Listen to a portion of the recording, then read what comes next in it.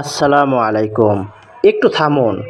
আপনি কি নিশ্চিত আপনার রোজা শুধু না খেয়ে থাকার মধ্যেই সীমাবদ্ধ নয়?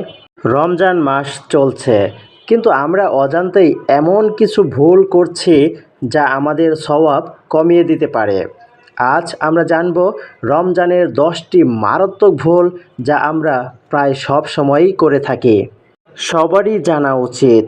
সো আসুন তাহলে জেনে নেই আমরা রমজানে বেশি বেশি ভুল করে থাকি কোন জিনিসে। ১ নাম্বার, সেহরি না খাওয়া বা দেরি করে ঘুমিয়ে থাকা।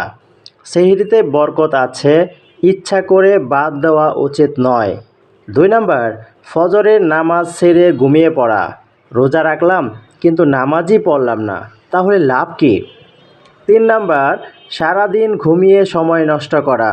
রমজান শুধু না খেয়ে থাকার নাম নয়, এটা ইবাদতের মাস। ৪ নাম্বার, গীবত, মিথ্যা ও খারাপ ভাষা ব্যবহার করা। রোজা শুধু পেটের না, জিহ্বারও রোজা আছে। ৫ নাম্বার, অপ্রয়োজনীয় সোশ্যাল মিডিয়ায় সময় নষ্ট করা। আমরা ঘন্টার পর ঘন্টা স্ক্রল করি, কিন্তু কোরআনের জন্য সময় বের করি না। ৬ নাম্বার, রাগ নিয়ন্ত্রণ না করা। রোজা আমাদের ধৈর্য শেখায়। রাগলে বলুন, আমি রোজাদার।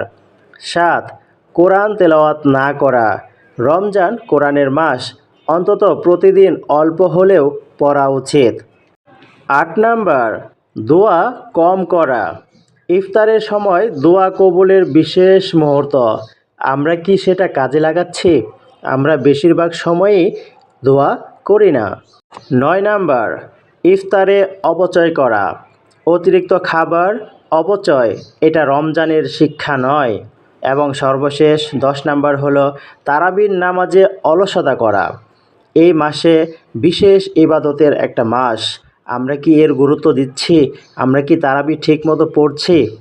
আসুন, আমরা যে ভুলগুলো করতাম, বিশেষ করে এই 10টি ভুল যদি করে থাকি, তাহলে এখনই নিজেকে শুধরে ফেলি।